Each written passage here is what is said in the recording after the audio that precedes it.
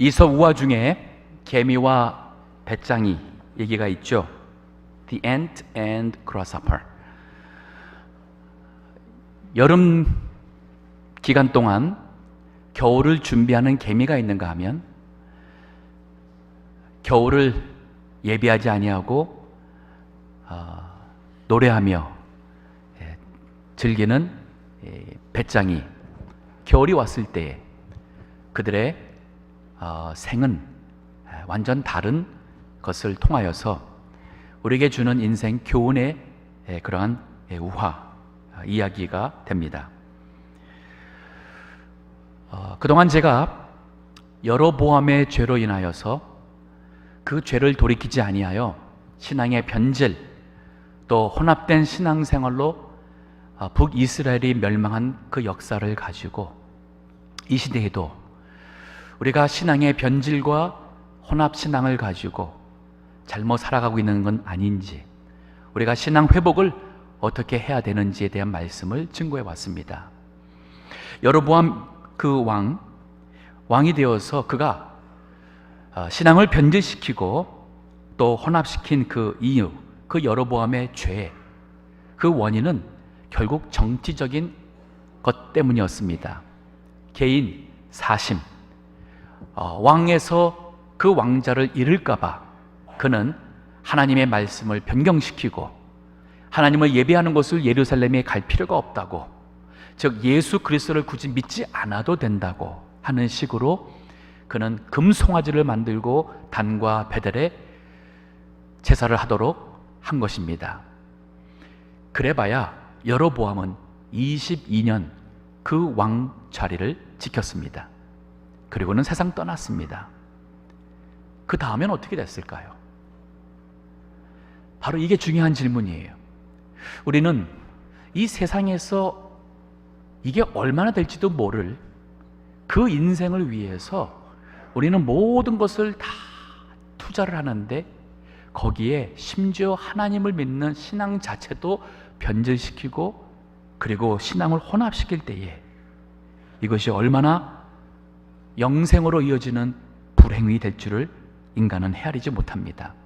만약에 여로보암의 그 죽음 임박했을 때에 우리가 가서 질문해 본다면, 과연 당신이 22년 동안 이 왕자리를 지키기 위해서 하나님 말씀을 저버리고 하나님이 보내신 선지자의 말을 듣지 아니하고 당신 양심에 뻔히 잘못된 거 알면서도 그 금송아지를 만들어서 금송아지가 바로 너희를 애굽 땅에서 인도한 여호와라고 말할 때에 당신 정말 이렇게까지 신앙을 변질시키고 하면서까지 왕자 22년이 was it worth it?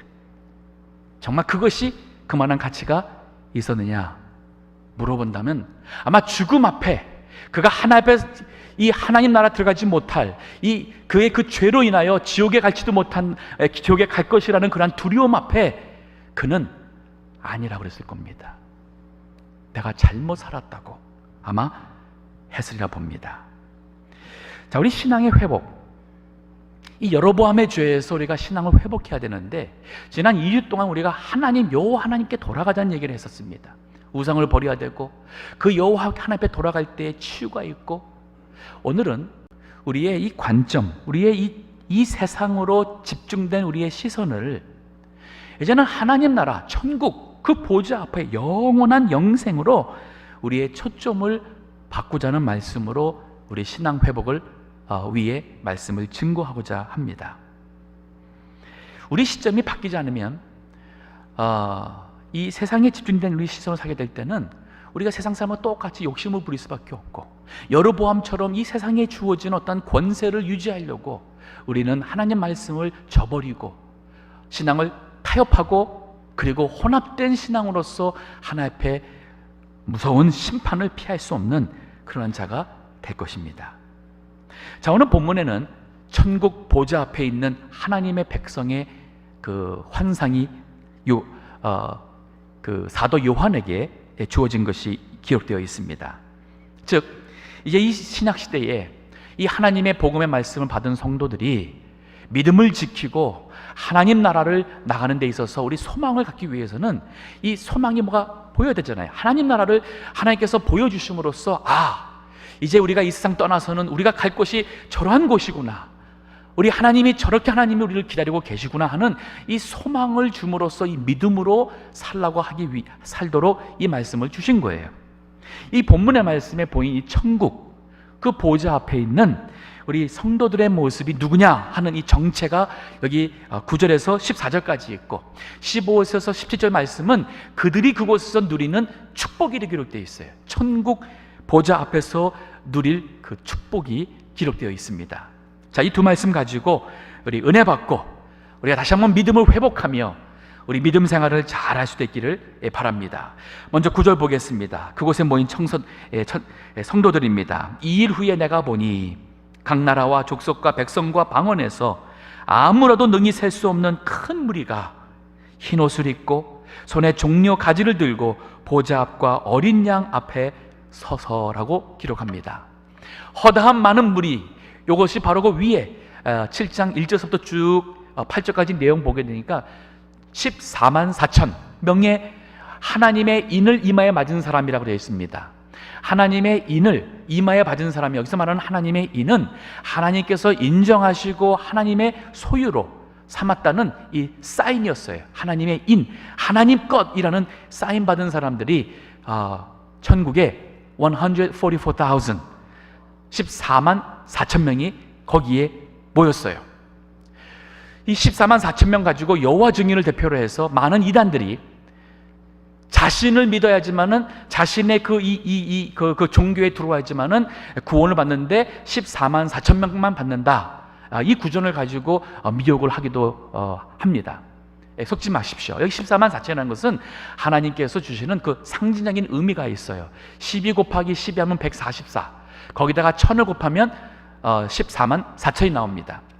그 12가 뭐냐면 바로 오늘 읽은 여기 그 9절 바로 위에 8절서부터 위에 쭉 보면은 이스라엘의 12지파, 각 지파에서 12,000명이라는 숫자가 나옵니다. 즉 그 12지파는 하나님의 백성이에요. 이스라엘 백성, 하나님의 백성인데 거기에 12지파가 있듯이 하나님을 믿어서 천국에 가는 그 하나님의 백성들이 12종류의 사람들이 있다는 얘기예요. 피부 색깔도 다르고 언어도 다를 것이고 믿음의 정도도 다를 것이고, 그러나 이 모든 사람들이 예수 그리스도를 믿음으로써 천국에 모인 거예요. 이게 바로 12는 하나님의 모든 종류의 백성들.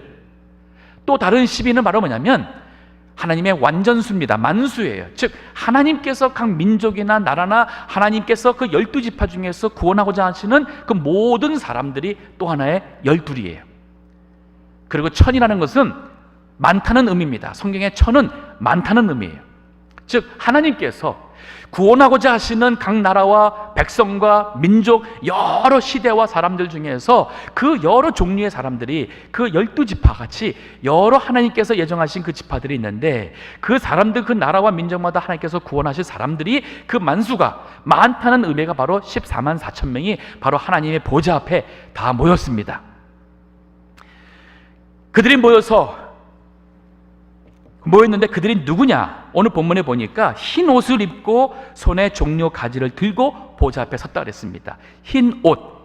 여기 흰 옷을 입었다는 것은 순결, 의의 상징입니다. 여기 14절도 보게 되면은 그 말씀을 보충 설명하고 있어요. 14절 보니까 내가 가로되 내 주여 당신이 알리다 하니 그가 나더러 이르되 얘는 큰 환난에서 나오는 자들인데 어린 양의 피에 그 옷을 씻어 희게 하였느니라. 흰 옷이 뭐냐면 어린 양의 피, 예수 그리스도의 피, 십자가의 피로 그 옷을 희게 만들었다는 얘기예요. 즉 예수 그리스도의 십자가에 죽으신 그 피를 믿음으로 그 십자가의 피가 그를 모든 죄에서 씻겨서, 그래서 예수님의 그 의의 옷을 입어 간 겁니다. 이것이 바로 의인이에요. 흰 옷 입은 의인들이 바로 하나님의 보좌 앞에 나가 있습니다. 종려나무 가지라는 것은, 이것은 승리의 상징이고 이것은 기쁨의 상징입니다. 그들이 이 세상에서 구원을 받아 천국 간 그 기쁨과 승리의 그 기쁨으로 하나님 예수 그리스도의 흰 옷을 입고 그 자리에 있었습니다. 요한계시록 3장, 오늘 7장이니까 3장 1절서부터 보면 4대 교회에 주님이 편지를 보냅니다. 4대 교회는 특징이 있었습니다.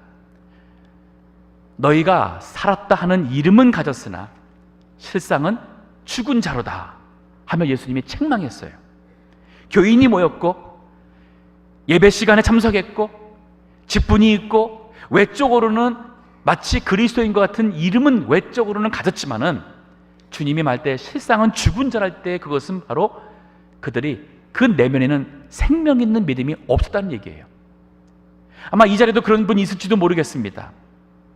여러 세 오랜 세월 소위 기독교인으로 교회를 다니셨고, 하지만 그 속 안에 구원을 받는 예수 그리스도의 십자가의 피로 죄씻음 받아 구원받은 그러한 살아있는 믿음이 없는 자라면 우리 예수님이 보실 때는 살았다 하는 이름만 가진 구원받지 못한 사람이 될 수도 있어요. 그래서 주님이 그들에게 주신 경고의 권면의 말씀이 있습니다. 요한계시록 3장 5절에서 6절 말씀. 이기는 자는 이와 같이 흰옷을 입을 것이요 내가 그 이름을 생명책에 반드시 흐리지 아니하고. 여기 이기는 자라고 했습니다. 즉 곧 바로 전절 보면 회개하라고 했어요. 이 세상의 유혹과 죄의 가운데서, 시험에서, 아니면 자기 자신의 어떠한 불신하는 이 교만이나 자존심이나 이 불신의 이 모든 것에서 영적으로 이겨야지만 돼요. 그게 이기는 자인데, 이기는 자는 흰옷을 입는다 그랬습니다. 즉 예수 그리스도의 그 십자가의 그 공로의 그 흰옷을 입게 된다 그랬습니다. 그리고 그 이름이 흰옷을 입고 나와 함께 다닌다 그랬습니다. 예수님과 함께 이 세상에서뿐 아니라 천국에서 간다 그랬습니다. 5절도 계속 읽어주세요. 그 이름을 내 아버지 앞과 그 천사들 앞에서 시인하리라. 흰옷을 입을 것이요 그 생명책에서, 이름을 생명책에서 반드시 흐리지 아니한다 그랬습니다. 즉 예수 그리스도를 믿음으로 이 하나님 나라 보좌 앞에 간 것입니다. 우리 아이들이 유치원에서, 우리 유튜브에서 부르는 그 찬송 중에 이런 게 있습니다. 돈으로도 못 가요 하나님 나라, 힘으로도 못 가요 하나님 나라, 거듭나면 가는 나라, 또 믿음으로 가는 나라 하나님 나라. 예수 그리스도를 믿음으로 거듭나서 가는 나라가 하나님 나라예요. 많이 배웠다고 이 세상의 영광으로, 돈으로 가진 것, 여기 본문의 말씀 보니까 전혀 언급되지 않았습니다. 천국 가서는 이 세상에서, 우리가 세상에서 어떠한 사람인 것이 중요한 게 아니에요. 예수 그리스도를 믿었느냐, 그래서 죄에서 죄 씻음 받고, 그래서 예수 그리스도의 생명을 받은 이제는 예수님의 사람, 예수님의 의의 옷을 입었느냐는 것이 우리가 천국에 들어가느냐 아니면 천국에 들어가지 못하느냐는 것을 결정하는 것입니다. 그래서 오늘 본문에 처음 이 보좌 앞에 있는 사람의 정체는 바로 의인들이었습니다. 흰옷, 예수 그리스도의 의의 흰옷을 입고 손에 승리와 기쁨의 종리가지를 들고 있는 성도들이 보였습니다. 10절을 계속 봅니다. 그들이 무엇을 하고 있는지 봅니다. 24장로들이 보좌에 앉으신 이 앞에 엎드려 세세토록 사시는 이에게 경배하고 자기의 면류관을 보좌 앞에 던지며 가로되 우리 주 하나님이시여 영광과 존귀와 능력을 받으시는 것이 합당하오니. 주께서, 죄송합니다, 제가 10절입니다. 큰 소리로 외쳐 가로되 구원하심이 보좌에 앉으신 우리 하나님과 어린 양에게 있도다 하니 모든 천사가 보좌와 장로들과 네 생물의 주위에 섰다가 보좌 앞에 엎드려 얼굴을 대고 하나님께 경배하여 가로되 아멘. 찬송과 영광과 지혜와 감사와 존귀와 능력과 힘이 우리 하나님께 세세토록 있을지어다 아멘 하더라. 그들이 거기서 뭐 하냐면은 하나님을 찬송하고 있습니다. 예배자예요. 천국에 가서 우리가 하는 것 중에 가장 축복된 것이고, 아마 우리가 해도 지루하지 않고 해도 더 하고 싶은 것은 바로 우리 하나님의 그 영광과 은혜, 구원해 주신 그 사랑과 그 하나님의 놀라운 그 축복을 우리가 찬송하는 것이라 하겠어요. 아마 주일날 교회 나오는 거 부담스럽게 생각하신 분도 있을지 모르겠습니다. 그분들에게는 천국 가서 또 우리 예배하나 하는 생각하실지 모르겠습니다. 근데 이 예배는 그게 아니에요.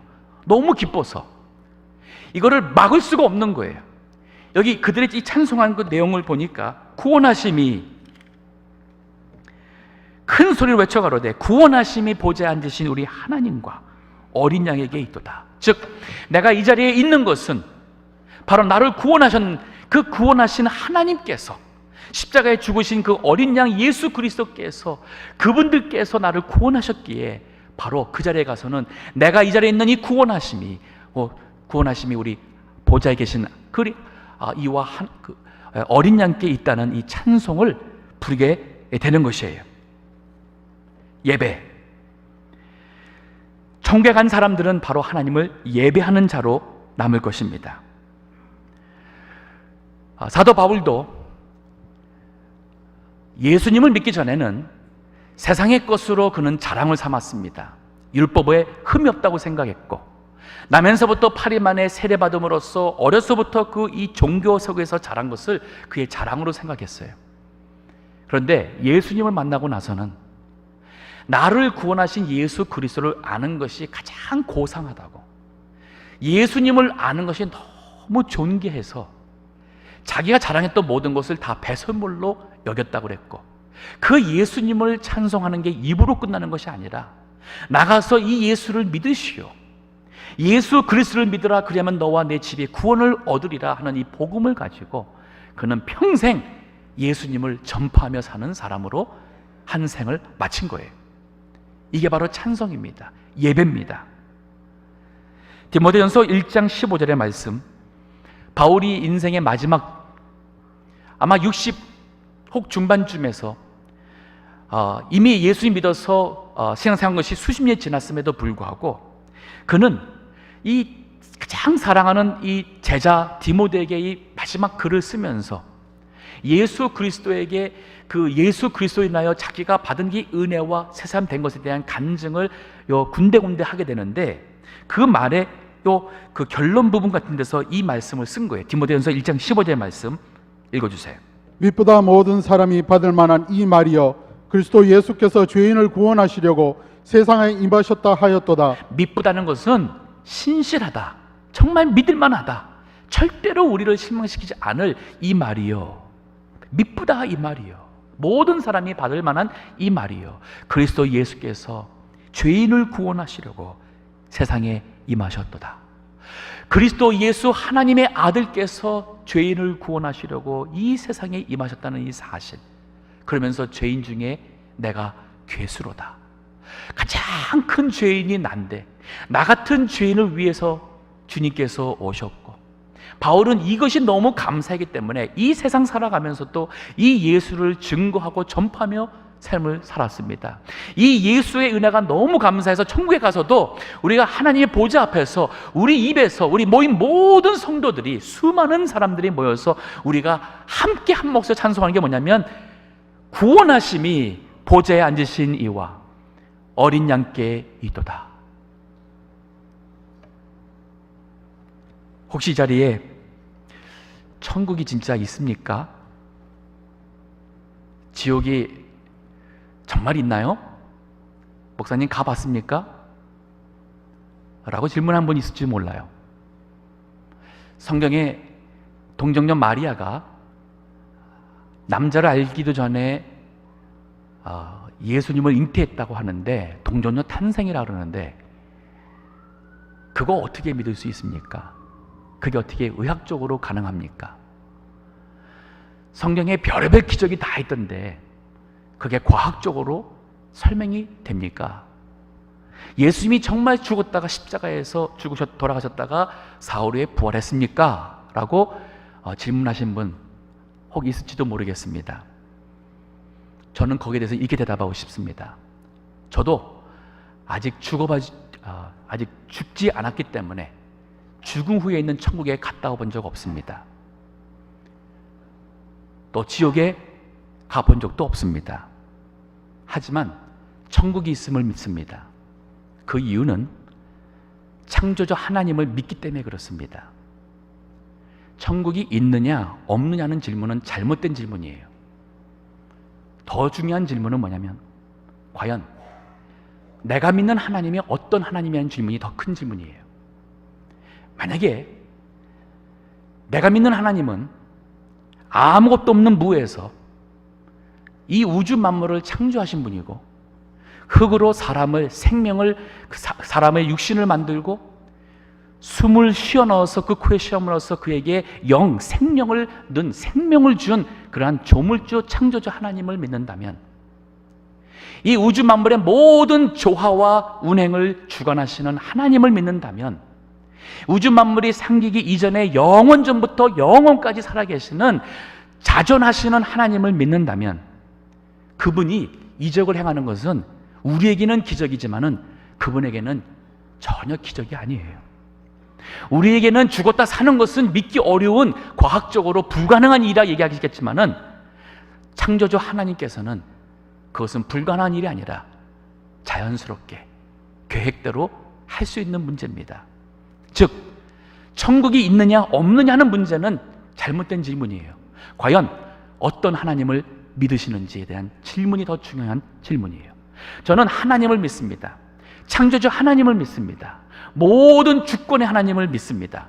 그렇기 때문에 그 하나님께서 하신 약속대로 그 하나님께서 충분히 이미 과거에 역사를 통하여서 하나님의 말씀을 통하여서 이적을 통하여서 또 그것을 보고 듣고 믿은 많은 수많은 증인들을 통하여서 그러한 하나님이 살아계심을 믿습니다. 그렇기 때문에 제가 죽는 날 하나님 나라에 들어갈 것을 믿고 저는 구원의 확신을 갖고 있습니다.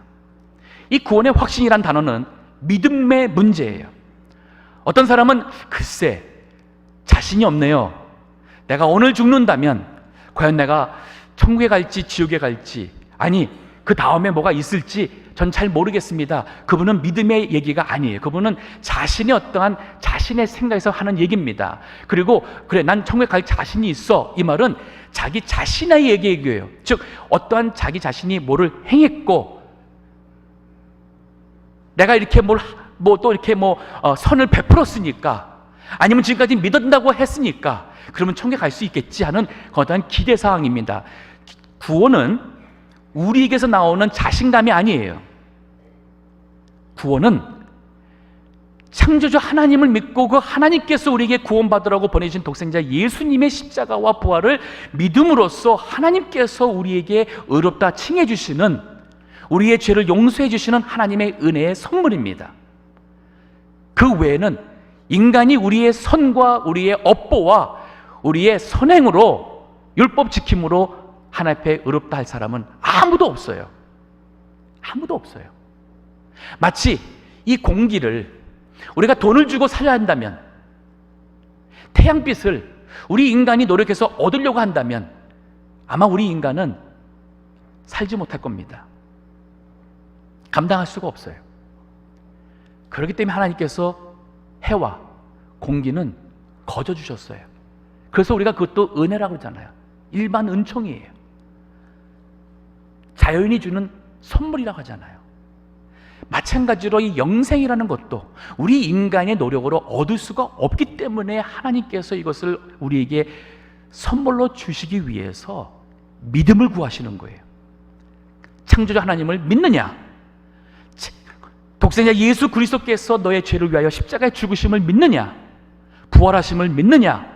누구든지 저를 믿으면 멸망하지 않고 영생을 얻으리라 하는 이 하나님의 말씀 믿느냐 안 믿느냐가 지옥이냐 천국을 갈라놓습니다. 저는 우리 동부교회에 계신 여기 우리 모든 성도님 중에 한 번도 빠짐없이 믿으시기 바라요. 혹시라도 여기까지도 회의감이 있으시고 제 말을 들으면서도 스스로가 판단하시면서 글쎄 하신다면 한번 깊이 생각해 볼 필요가 있습니다. 만약에 제가 천국이 없다면, 구원이 없다면, 창조주 하나님이 정말 계시지 않는데 한다면 저는 거짓말하는 거예요. 그리고 여기 계신 많은 성도님들을 제가 속이는 겁니다. 잘못된 길로 인도하는 거예요. 아니, 저 개인도 그렇습니다. 제가 죽어서 천국이 없다면 제가 이 세상에서 목회하면서 왜 이렇게 시달려야 될까요? 이렇게 공부했으면 세상 일 했으면 더 편하게 살 수도 있습니다. 하지만 하나님의 일을 하는 것은 이 길이 진리의 길이니까, 참이니까. 그래서 못 믿는 사람들에게, 안 믿는 사람들에게 이 구원의 길을 설명하고 그들도 구원받아 하나님 나라 갈 수 있도록 하는 것은 이게 진짜이기 때문에 그래요.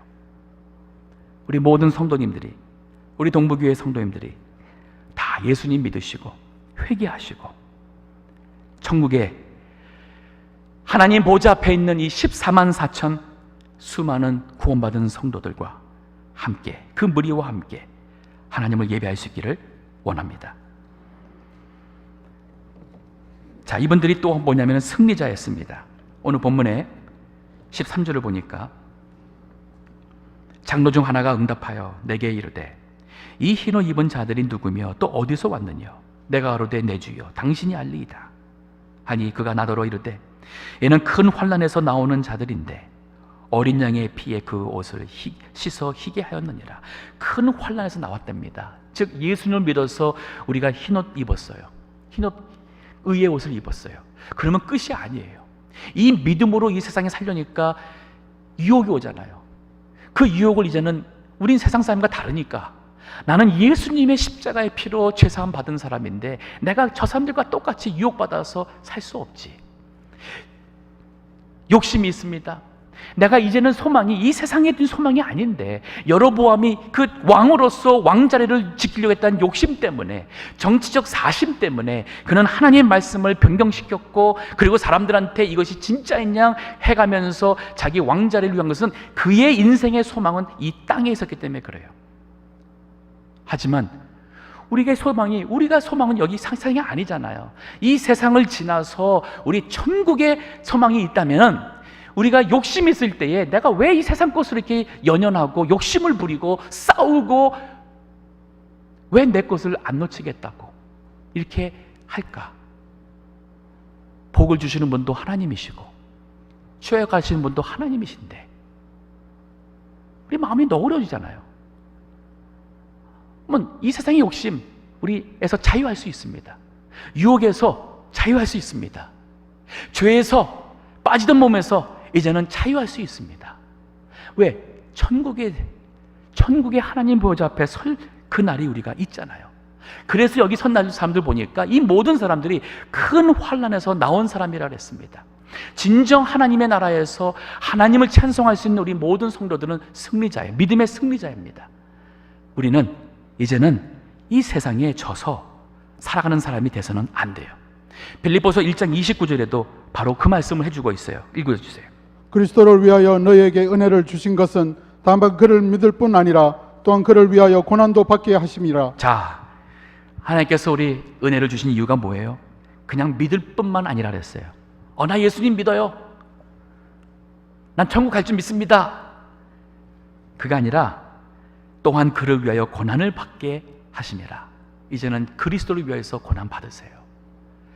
주님 생각하면서 때로는 속상해도 참으시고, 주님 생각하면서 나를 이해 못하는 사람이 핍박해도 그 원수를 향하여 축복하시고, 주님을 생각하면서 이 세상의 물질이나 이 세상의 모든 것 양보할 수 있고 더 큰 것을 소유할 수 있는 사람이 되셔야 됩니다. 디모데후서 3장 15절에도 그랬습니다. 무릇 그리스도 예수 안에서 경건하게 살고자 하는 자는 핍박을 받으리라. 이 세상 사람들 이해 못합니다. 하지만 우리는 천국의 소망이 있기 때문에 이 세상 사람들 이해 못해도 우리는 그 길을 가는 거예요. 자, 이들이 누리는 축복이 있습니다. 오늘 본문에 여기 15절도 보면은 축복이 세 가지가 있어요. 첫 번째는 안식이에요. 그러므로 그들이 하나님의 보좌 앞에 있고, 하나님의 보좌 앞에 있다. 이것만 생각해도 엄청납니다. 또 그의 성전에서 밤낮 하나님을 섬김에, 여기 섬긴다는 단어가 종이나 노예가 노동하는 섬긴다는 그런 단어가 아니라 여기서 말한 걸 마치 부부 사이에서 보필하는 것 같아요. 아내가 남편을 보필하면서 그 남편과 같이 교제하고 사랑에 교제하지 않습니까? 하는 것처럼 여기 하나님을 섬긴다는 것은 감히 하나님 앞에서 이거예요. 우리 지금 뭐 대통령 앞에 가서 누가 대통령을 보필한다고 생각을 해보세요. 얼마나 큰 영광입니까? 아마 우리 동무계에만 다 알려질 겁니다. 근데 하나님의 보좌 앞에서 하나님을 섬기고 있어요. 하나님을 보필하면서 하나님과 그 영광 가운데 교제하고 있다는 의미고, 하나님의 영광에 참여한다는 의미예요. 그런데 하나님께서는 또 뭐 하십니까? 보좌에 앉으시니까 그들 위에 장막을 치신다 그랬어요. 장막을 쳤다 그랬어요. 성경 구역에서도 이 장막, 성막, 성막을 하나님께서 쳤다는 그 표현이 나오는데, 출애굽기에 보게 되면은, 이 40장에 보게 되면은 하나님의 영광이 성막에 충만하더라는 표현이 나와요. 즉, 이 하나님의 이 장막 핀 곳에 하나님의 영광이, 하나님의 임재가 거기 있었어요. 최고의 영광입니다. 제가 여러 해 전에 어느 분 신방을 갔는데, 그 리빙룸에 이렇게 큰 액자로 사진이 있더라고요. 그래서 가만히 가서 보니까 그 어느 대통령인지 잊어버렸어요. 하여튼 오래전에 우리 한국 대통령이에요. 근데 누가 악수를 하고 있어요. 그래서 내가 대통령과 악수하셨네요 했더니, 네. 사실은 제가 아니라 우리 오빠가, 제 오빠가 아무개 대통령을 언제 가가지고 악수한 그 사진을 가문의 영광이라고 그거를 이민 올 때 갖고 오셔가지고 리빙룸에 붙여놓고 있더라고요. 영광이죠. 우리 대통령과 한번 만나는 것도 영광이고 악수 한번 하고 있는 것도 영광이에요. 그 대통령 제가 볼 때는 이미 돌아가신 분이에요. 이 세상에서도 우리는 그 영광을 생각하는데, 자, 우리 이 세상에서 비록 다른 사람과 비교해볼 때는 별 볼 일 없는 참 인생을 샀다 할지라도, 내가 이 세상 떠나서 하나님 앞에 서는 그날, 천국에서 보좌 앞에서, 그 하나님의 임재 앞에서 하나님을 섬기며 하나님과 교제하며 하나님의 나를 위하여 친히 장막을 치는 이 하나님의 그 임재와 영광 속에 들어간다는 사실은, 이건 엄청난 축복이고 이게 진정한 안식입니다. 그냥 잠자고 눕는 것이 안식이 아닌, 이것이 바로 영적 우리에게 주시는 최고의 안식의 축복이에요. 그런가 하면은 16절에 보니까, 저희가 다시는 줄이지도 아니하며 목마르지도 아니하고 해나 아무 뜨거운 기운에 상하지 아니할지니. 세상 살아가면서 우리 먹는 것, 마시는 것은 피할 수 없는 우리에게 필요한 겁니다. 그 외에 사실 옷 같은 것, 우리 여러 가지는 없어도 돼요. 하지만 먹는 것, 마시는 것 가지고는 정말 피할 수 없는 것이죠. 근데 그것까지도 필요 없는 것이 바로 하나님의 임재 앞이었어요. 더 이상 욕심에 시달릴 것도 없고 열등감에 시달릴 것도 없고, 더 이상 하나님 한 분으로 만족된 그 천국에서 해나 뜨거운 기온이 해치 못하는 것은 우리 주변에 있는 여러 위험한 상황들이나 그런 환경에서도 우리가 자유함을 얻는 만족이 있다는 얘기예요. 우리 예수님께서 요한복음 4장 13절에 14절을 보게 되면, 사마리아 여인, 인생을 잘못 살아와서 많이 참 도덕적으로 복잡하게 살아왔습니다. 사람들의 눈을 피해서 더운 낮에 우물물을 뚫어왔습니다. 예수님을 만났습니다. 예수님이 그 여인을 사랑하시고 영혼을 불쌍히 여겨서 그 영혼을 구원하기 위하여 그 여인에게 말해주잖아요. 이 물을 마시는 자마다 다시 목마르려니와 내가 주는 물을 마시는 자는 영생하도록 목마르지 아니하리라. 그 속에서 영생하도록 솟아나는 샘물이 되리라. 이 여인이 그 물 좀 달라고 그랬어요. 그럴 때 예수님이 가서 네 남편 불러와라. 남편 없습니다. 그래, 지금은 없지만은 이전에 남편이 6이 있었고 지금 사는 동거하는 남자는 남편은 아니지. 이 여인이 깜짝 놀랐어요. 왜? 예수님을 바로 믿기 위해서는 회개가 있었다는 얘기예요. 회개. 이 여인이 회개를 통하여서 예수님 앞에 자기 모든 과거와 모든 것을 다 내려놓고 정말 우리 하나님 앞에 나는 죄인인 것을 고백하고, 그 하나님 앞에서는 어찌할까요? 저를 불쌍히 여겨주세요. 저 죄인입니다. 저 교만한 자고 하나님을 두려워하지 않고 내 마음대로 살았던 자고, 그러면서도 외식하고 거짓으로 물든 자입니다. 하나님, 하지만 저를 어떡할까요? 저를 불쌍히 여겨주세요. 이것이 진정한 하나님 앞에 서는 믿음의 모습이었어요. 근데 천국에는 그것이 없어요. 더 이상 목마른 것도 배고픈 것도 없습니다. 살아가면서 목마르죠. 올림픽 금메달 따기를 위해서 얼마나 많은 선수들이 노력합니까? 하나 따면은 이관왕이 되고자 하고, 삼관왕이 되고자 합니다. 4년 후 올림픽에 또 나가서 2회 연속 금메달이라는 이름을 남기고 싶어 합니다. 아니, 세계 신기록을 남기고 싶어 합니다. 인생은 끝이 없어요. 모든 것은 끝이 없어요. 하지만 하나님 나라에서는 더 이상 그것이 끝이 없는 만족함이 있습니다. 17절에 보니까 또 하나의 축복이 있습니다. 바로 주님이 우리의 목자가 되셔요. 이는 보좌 가운데 계신 어린 양이 저희의 목자가 되사 생명수 샘으로 인도하시고 하나님께서 저희 눈에서 모든 눈물을 씻어주실 것이미로라. 예수님께서 거기서도 천국에서도 우리의 목자가 되신다네요. 이 말을 생각해 보면은 천국에서도 하나님과의 우리 관계는 지금 우리가 하나님을 무궁무진한 하나님으로 인하여서 우리가 각종 은혜와 그 하나님의 그 복 속에 살아가는 것처럼 천국에 가서도 여전히 우리는 하나님으로 인하여 우리의 영생의 그 삶이 풍요롭다는 것을 알 수가 있어요. 그분이 우리를 인도해 주십니다. 생명수 샘으로, 이 영생의 샘으로 우리를 인도해 주시고 저희 눈에서 모든 눈물을 씻어 주신다고 그랬습니다. 생명수 샘. 이 의미를 어떻게 설명할 수 있겠습니까? 저도 모르겠습니다. 이것을 안다고 하는 사람 자체가 말에 모순이 있어요. 여기 이 천국은 우리 말로 언어로서 표현할 수가 없습니다. 마치 군뱅이 구데기가 몇 달 후에 나방이 되어서 날아간다. 이 구데기가 죽었어요.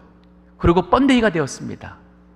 근데 그 누에 안에서 이 번데기가 거기서 변해가지고서는 나방이 되어서 뚫고 나왔다가 한번 생각해 보세요. 구데기하고 나방하고 노텔 때 우리가 어떻게 이게 비교가 됩니까? 지금 우리가 아는 이 세상의 모든 아름다움과 이 세상의 모든 영광과 우리가 추구하는 모든 것, 천국과 비교한다면 다 하찮은 것이에요. 자랑할 것 아무것도 없습니다. 낙심할 것도 없고 슬퍼할 것도 없고, 정말 이 천국에 우리가 간다면 그 천국에서 누릴 이 영광은 우리가 어떻게 비교하겠어요? 그렇기 때문에 초점이 우리가 이 세상에 맞춰져 있으니까 세상 사람들처럼, 신앙이 없는 사람들처럼 우리가 욕심 부립니다. 싸웁니다. 양보 못합니다. 배려 안 합니다. 화납니다. 이 분노를 풀지 못합니다. 천국 가면은 다 끝날 건데. 제가 목회하면서 임종을 두신 분들 참 많이 봤습니다. 아마 수십 명 본 것 같습니다. 근데 제가 본 모든 분들이 임종 앞에서는 다 착해지시더라고요. 즉 욕심을 부리는 모습을 전혀 못 봤어요.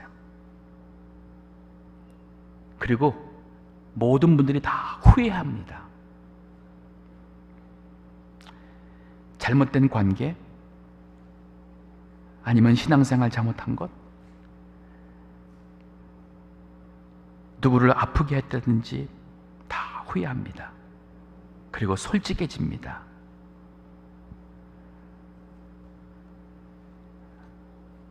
언젠가는 우리도 그 죽음이 앞에 있을 겁니다. 하지만 사고로 우리가 이 세상을 떠난다면 우리가 우리 자신을 돌아볼 기회가 없을 수도 있어요. 하지만 죽음이라는 것을 이렇게 생각하고 싶은 것이 아니라 친근하게, 나에게 죽음이 오는 그날은 내가 그 다음 순간 하나님 나라의 천국 보좌 앞에서 우리 하나님을 이미 간 우리 많은 이 믿음의 성도들과 함께 거기서 예수 그리스도의 십자가와 그 부활의 그 의의 옷을, 흰 옷을 입고, 다 상징적인 것이지만은 상식 입고 정말 승리와 기쁨의 종려가지를 들고, 우리가 목청이 터지라 구원하심이 보좌에 앉으신 이와 어린 양에게 있도다. 천사들이 거기서 수많은 천사들이 아멘 하면서 화답을 합니다. 아멘. 찬송과 영광과 지혜와 감사와 존귀와 능력과 힘이 우리 하나님께 세세토록 있을지어다. 그 영광 속에 하나님께서 우리의 모든 수고를 위로해 주시고, 하나님의 그 임재와 영광 속에서 우리로 안식해 하시고, 더 이상 해도 주림도 목마름도 상함이 없는 만족함 속에 여전히 그리스도께서 우리를 생명의 샘으로 인도해 주시며 위로해 주시는 바로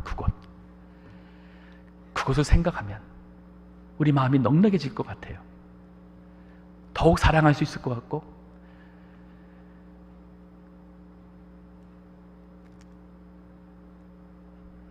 소중한 사람들과의 관계, 또 가족들과의 관계, 다 후회할 일을 하지 아니하고 기회가 있을 때 사랑해야지, 나눠야지. 또 기회가 있을 때 내가 주님 위해서 봉사해야지, 기도해야지, 말씀 지켜야지. 아마 우리의 모습이 달라질 것 같습니다. 믿음의 회복, 다시 한번 우리의 세상으로 향했던 우리의 이 시선을 좀 멀리 들어서 천국을 향해 집중을 해야겠습니다. 주님의 보좌 앞에 서는 그날 기대하면서 소망하면서 살아가는 모든 성도 되시기를 간절히 바랍니다.